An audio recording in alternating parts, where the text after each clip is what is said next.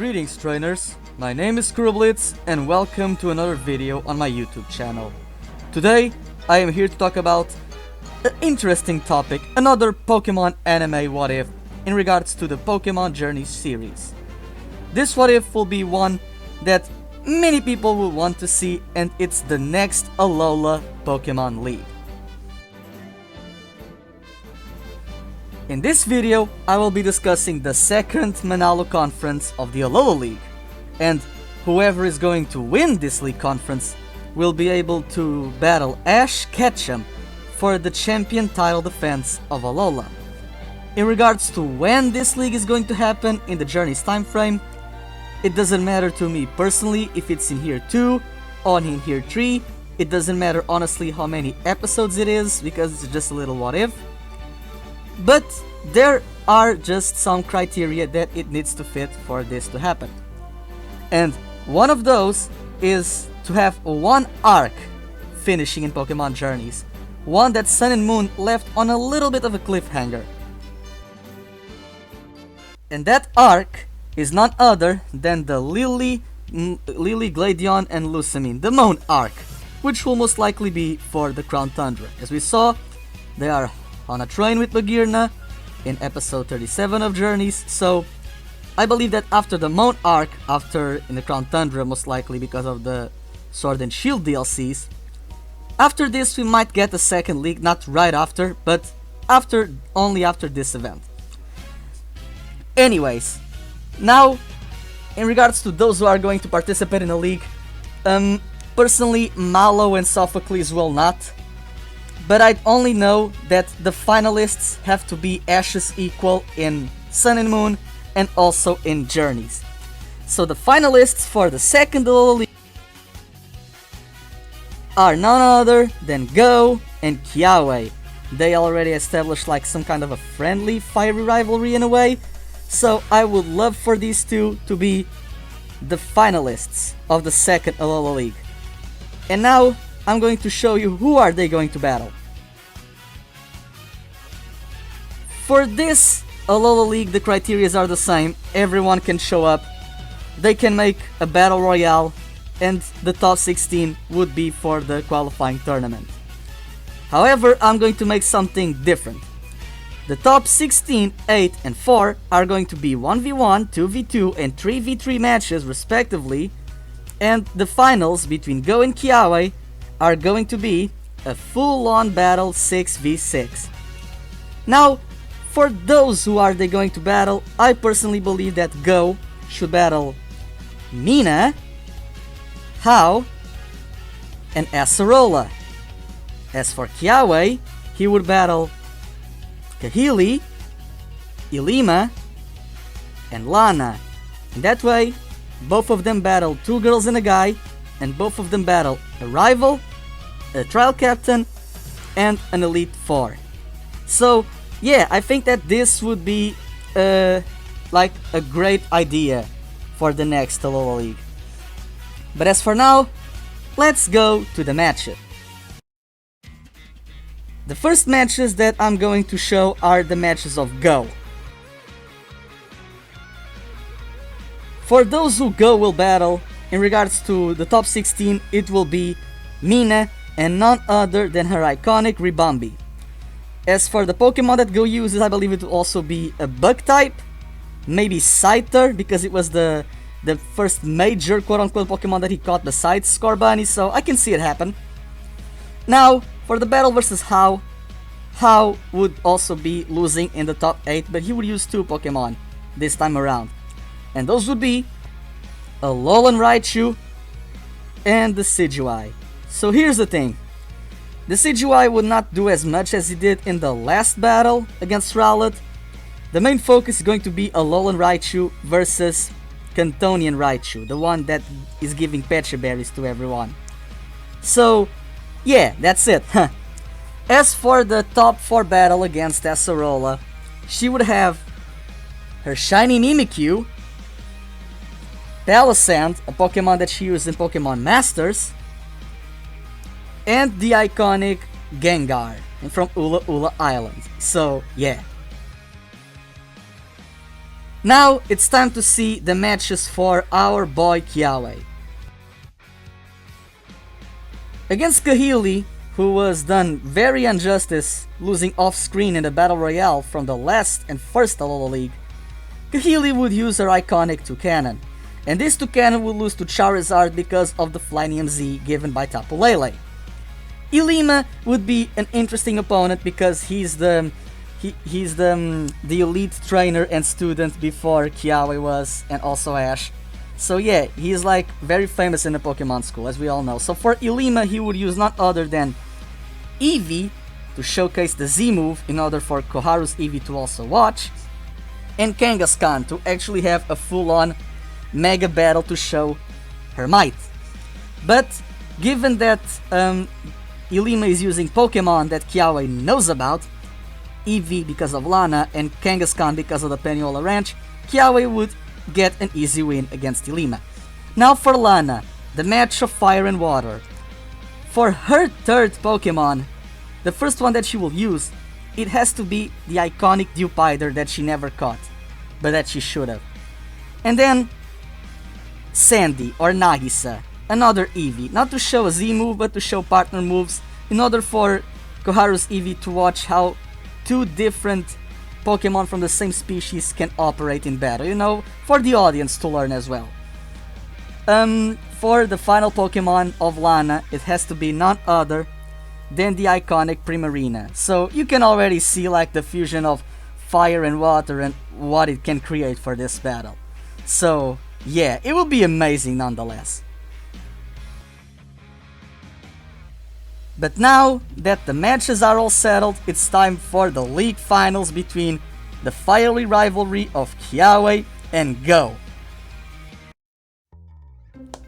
Kiawe and Go have goals of wanting to become strong and being in the league to show that they are worthy of catching Mew and to be the next Kahuna of Akala Island. So I'm going to use Pokemon that Kiawe has also in the games to make things a little bit balanced. From the recording of this video, I know that we already have like semi-confirmation that Go might get Drizzile, but for this, I personally believe that Sobble versus Shiny Male Salandit is a must for a first battle. They are both lizard-like Pokemon. We had Salazzle for Plumeria. I don't see Guzma interfering in the league. Maybe he'll just recognize the potential of Go's Scyther because he also has a Scizor, so yeah. But yeah, the first battle of this 6v6 match being Sobble versus Shiny Salandit, I think it would be amazing. For the second battle, Heracross versus Magmar. Kiawe in the games has a Magmar from his part-time job, but we never see this Magmar in battle. So yeah, and not to mention that one of Viren's henchmen has a Magmortar, so maybe they make amends and we see Kiawe using Magmar, it would be amazing. Not to mention that even though Go has Heracross, it's an Heracross that was trained in Sinnoh and it's a very powerful one. This could remind me of the battle between Ash and Gary in the Johto League. Heracross even defeating Magmar, so yeah, they have potential for this. For the third battle, this is a very iconic one. This must happen. It's Cubone versus Alolan Marowak. Honestly, even though Cubone loses even with a type advantage, it shows the prowess of Alolan Marowak, especially under the care and training of Kiawe. But it will be a very iconic moment and battle for Cubone. I don't see him evolve, honestly, because I want for Go to have like the Cantonian Marowak, since, well, no one had that. So, and Go is Cantonian, it makes sense for him to have the Cantonian variant. Maybe in the future they'll be buddies, who knows. Now, for the second half of this battle. This is where things start to get more interesting, because for the fourth member, Go would use Aerodactyl, while Kiawe would use Tortunator. So it's basically the land versus the sky, a draconic battle, and Tortunator might be slow, but with a Shell Smash he can increase his speed, but also being on the land, so Aerodactyl with rock types and maneuvering in the air, it will be a amazing match to see. Now, for the Battle of the Mystics, and you'll see why. The Desert Spirit Flygon versus the quote-unquote legendary Arcanine. Yeah, I think this battle will be amazing. Weather versus speed. You can already imagine like the cool combos that we could see from this battle, because they are Pokemon from rivals. For example, Flygon was Drew's and Arcanine was Gary's, and even Drew wanted to catch an Arcanine, so we have this little connection because Go and Kiawe are both striving in the league for different goals, but the premise of the goals is the same: personal growth and strength. Now, for the final battle, it has to be none other than Cinderace and Charizard, the first Pokemon that they owned. So, even though I love Cinderace, the one that gets the win, it has to be Kiawe and Charizard. Why and how? With a Z move, of course. Kiawe would use Inferno Overdrive to win the match. And it makes sense, he's been using this technique since the beginning of the show, since the first episode of Sun and Moon, so it doesn't feel like a cop-out when he wins with a technique that his own grandfather was known for and tried to master all over of the Alola series. It gives Kiawe justice and it validates his character to be the second in command, like he was to Ash in Sun and Moon. So yeah, I guess that this works. In the end, both Kiawe and Go would respect each other now more than ever, because it's a very close match. You'll be against their final Pokemon, so you can see the potential of these two equals of Ashes. And for those who say, oh, like Go should win, no, because the one who's going to battle Ash, it should be Kiawe, because Kiawe never had a Alola League match against Ash. They sparred each other a lot across the show, yeah, but they never actually had the proper battle. And Kiawe has various criteria for him to have a justification to win the league. Like I said before, he trained the Firium Z move, Inferno Overdrive, or Dynamic Full Flame if you want to go to the Japanese. He trained this since he was very young, honoring his grandfather, his legacy, the power of Alola for him in a way. So it doesn't feel like the skill, like the tradition that he upholds so high and mighty to be like a cop-out for his league win. He wins with the thing that he's been working on for so long. Not to mention that this would of course culminate in his iconic battle against Ash for the champion title defense. It will give him more criteria because he's technically the second winner of the Alola League Manalo Conference, so when he's a kahuna, he's going to get some respect because he's on a champion-esque level, maybe Elite 4 Frontier Brain in a way, because now Ash is actually battling trainers who are Elite 4 members, so it's kinda like how the Battle Frontier worked.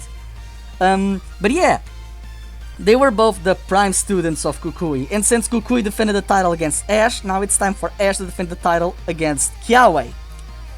And I have the proper Pokemon for this. We need to see Ash's Alola team in action in Journeys, but personally, I prefer that for now, we only see the Alola team acting in Alola. Bringing them back to other regions seems unrealistic because it's not their home, and bringing them back to make them lose, I'm not okay with it. Ash would battle with his Alola team to defend his Alola champion title against Kiawe, and honestly, here's how I see the final battle going out. Yes, I'm going to skip for the final battle because, well, here's the thing. You see Incineroar never battled as an Incineroar, so he needs that. And of course that Kiawe would use Charizard, again another finishing battle between two fire starters.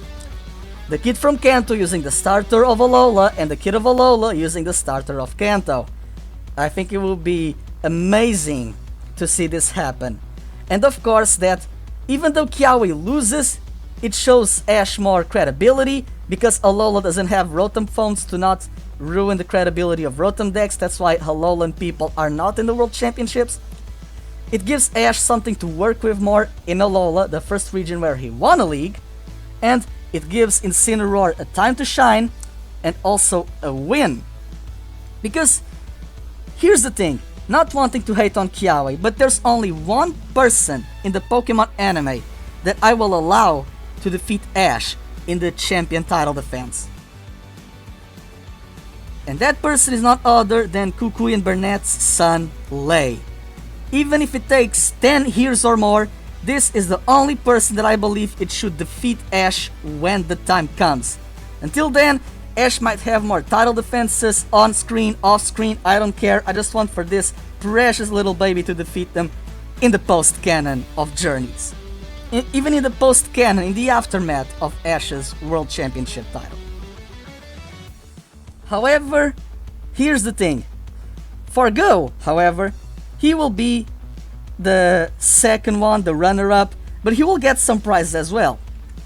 In the end, I can see Tapu Lele showing up to cure everyone's Pokemon, and how Tapu Lele gave to Charizard the Flynium Z.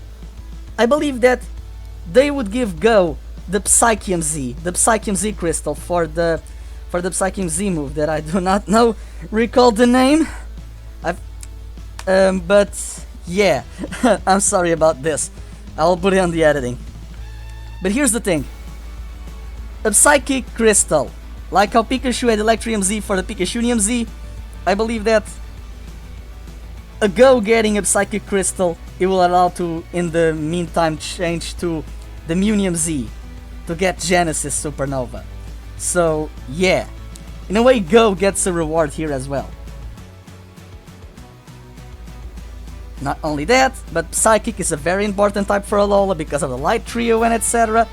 And Go, in a way, very symbolically speaking and writing, he's the second trainer stronger in the second league of Alola. He gets the silver medal. Silver, second, Psychic, Lugia, exactly. Psychic Pokemon from Pokemon Silver, it's the Generation 2, not to mention that it showcased in the second episode of Journeys. And Go is to Lugia what Ash is to Ho-Ho, so I would love, like, if Go is ever to battle Ash, Lugia versus Ho-Ho, even if not on the main show, it would be amazing to see in the end. So yeah everyone, this is basically my what if for the next Alola Pokemon League. First of all, I want to thank everyone to watch this video. I finally got to 100 subscribers, so that's amazing, thank you all so much. If you like this, make sure to share with a friend, turn on the notification to receive more of these videos. Don't forget to like, comment your ideas, and also what ifs. Don't forget to subscribe to the channel as well. So, as always trainers, thank you so much, happy 2021, and continue on with your amazing journey.